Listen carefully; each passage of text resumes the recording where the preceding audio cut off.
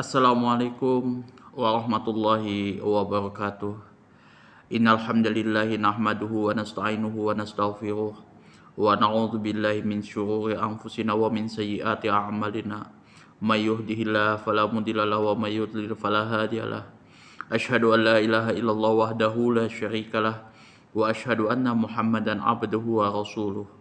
Allahumma shalli ala sayidina Muhammad wa ala ahli sayyidina Muhammad kama shallaita ala sayyidina Ibrahim wa ala ahli sayyidina Ibrahim wa barik ala sayyidina Muhammad wa ala ali sayyidina Muhammad kama barakta ala sayyidina Ibrahim wa ala ali sayyidina Ibrahim fil alamin innaka Hamidum Majid. Rabbi shrah li sadri wa yassir li amri wahlul 'uqdatam min lisani yafqahu qawli, amma ba'du.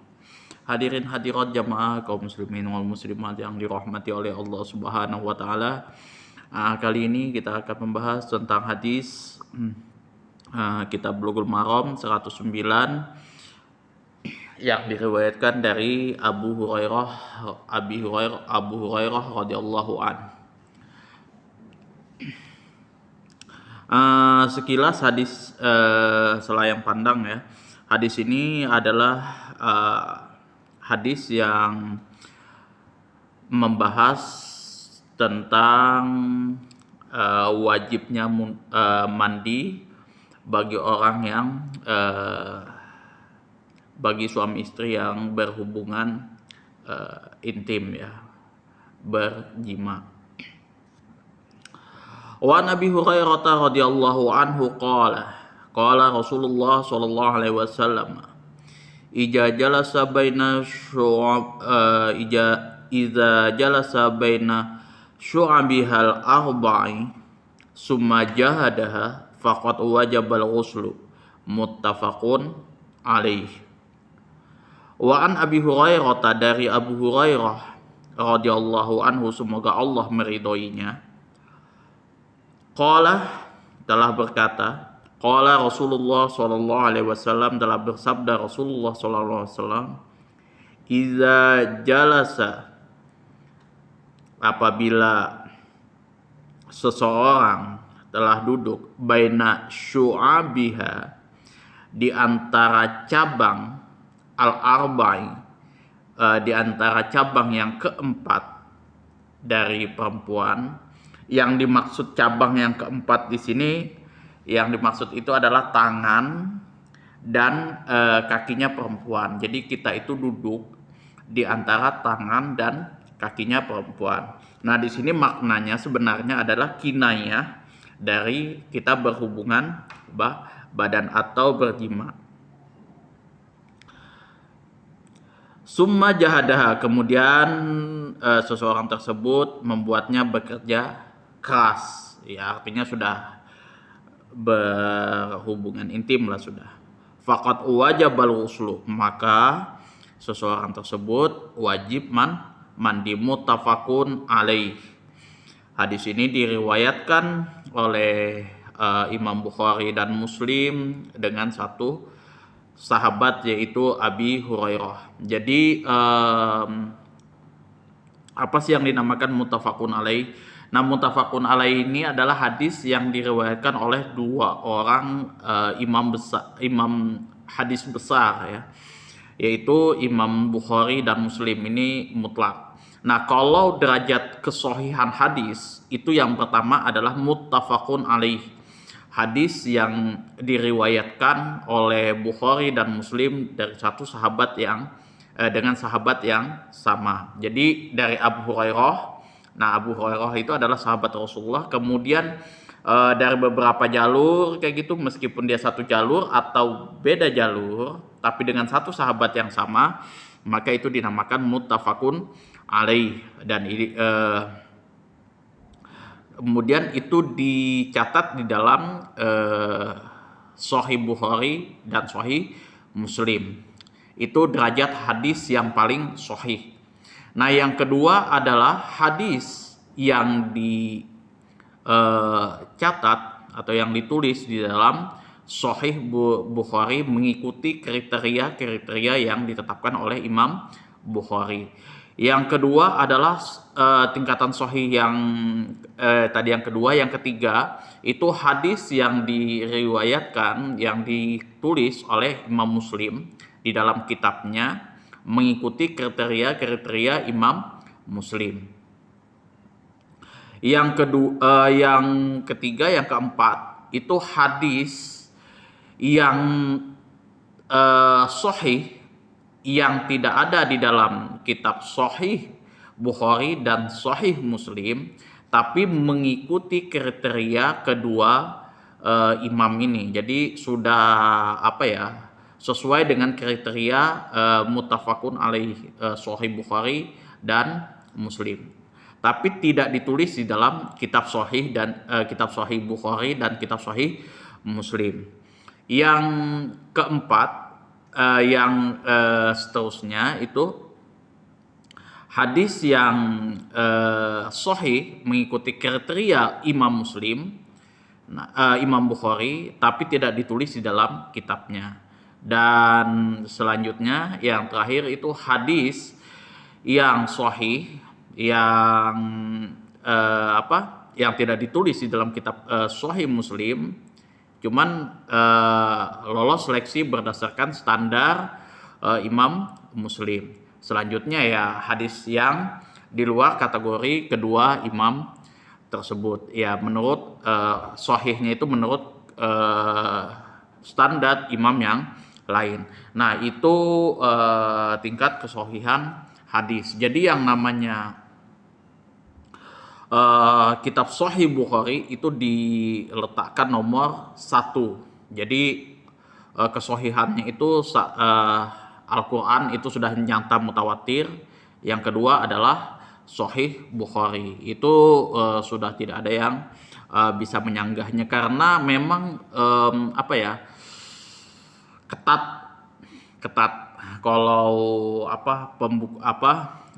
Imam Syafi'i, Imam Bukhari menulis hadis yang dimasukkan ke dalam kitabnya memang betul-betul ketat.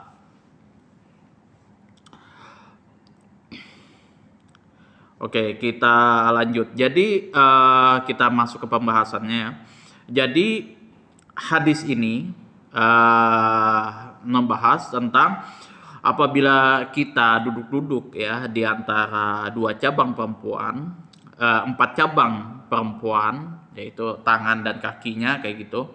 Nah, kemudian kita melakukan hubungan seksual suami istri, maka di situ wajib mandi. Muttafaqun alaih, hadis ini diriwayatkan oleh Imam Bukhari dan Muslim dengan satu sahabat yang sama. Wa zada Muslim, dan Imam Muslim di sini menambahkan wa illam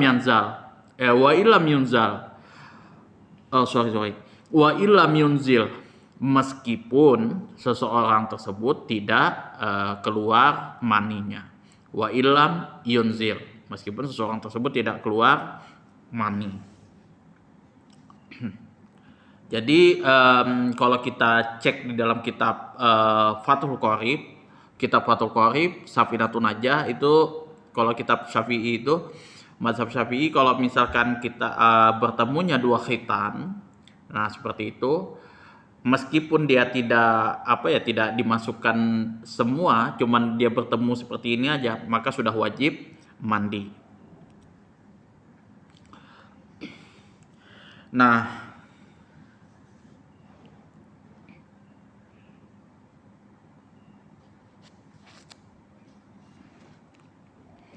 kalau kita lihat makna keseluruhannya adalah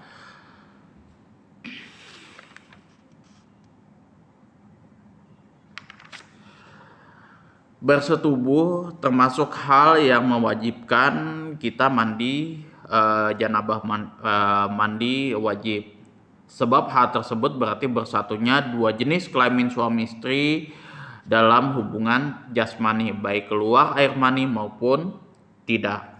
Pada permulaan Islam, syariat ini memberikan rukhsah, kemudahan, bahwa yang diwajibkan mandi hanyalah karena mengeluarkan air mani. Nah, seperti yang diterangkan dalam hadis sebelumnya, yaitu al-ma'u minal mandi itu karena mengeluarkan air mani. Kemudian syariat setelahnya memerintahkan mandi karena memasukkan zakar ke dalam farji, kemaluan perempuan.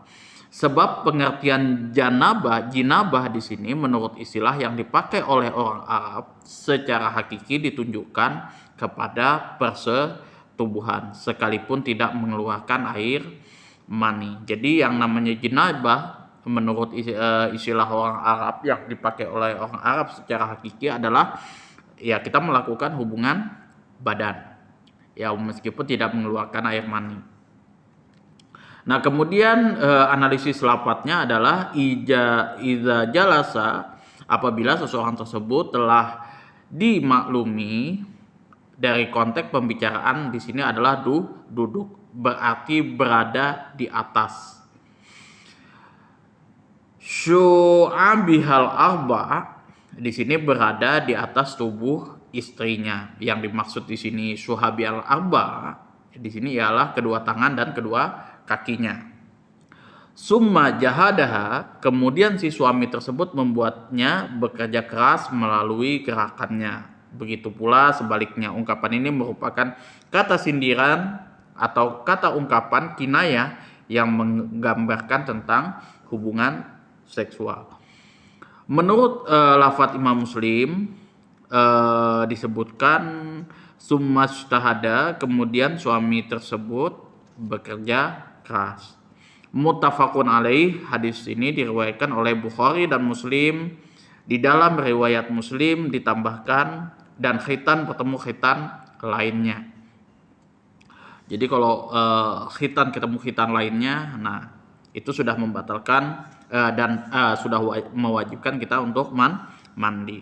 Menurut lafadz yang ketengahkan oleh Imam Muslim disebutkan sebagai berikut: ija jalasa baina syu'abihal arba summa ijtahada faqad wajabal ghuslu fa illam yanzil. Apabila seorang lelaki duduk di tengah cabangnya seorang perempuan yang 4, kemudian dia bekerja keras, maka telah diwajibkan mandi sekalipun tidak mengeluarkan air mani. Fikih hadisnya adalah disunnahkan memakai kata sindiran dalam mengungkapkan hal yang bersifat tabu. Jadi kita memakai istilah kinayah, bahasa kinayah, bahasa yang tidak terlalu vulgar di dalam menyampaikan suatu konteks yang sifatnya tabu. Nah, cuman ini ya tergantung tergantung konteksnya juga kayak gimana.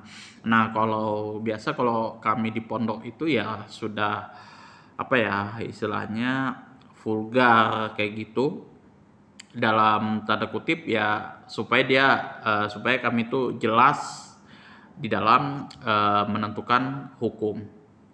Nah, contoh kayak misalkan bagaimana kalau misalnya seseorang tersebut menuduh orang berzina, nah menjadi saksi bagi orang yang berzina itu.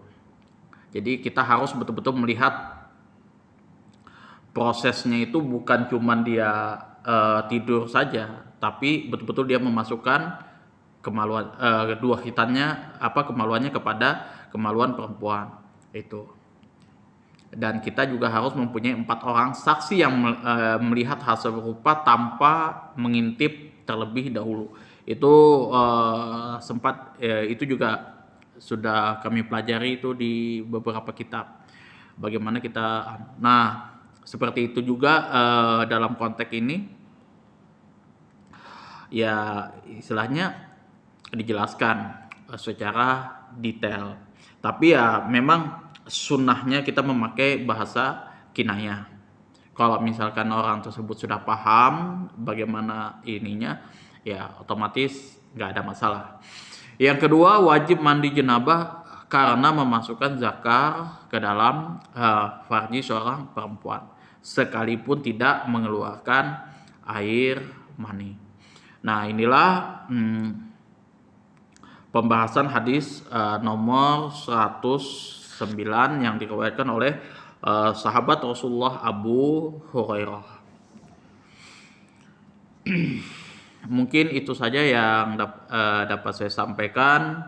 Kurang dan lebihnya saya mohon maaf yang sebesar-besarnya. Akhirul kalam, assalamualaikum warahmatullahi wabarakatuh.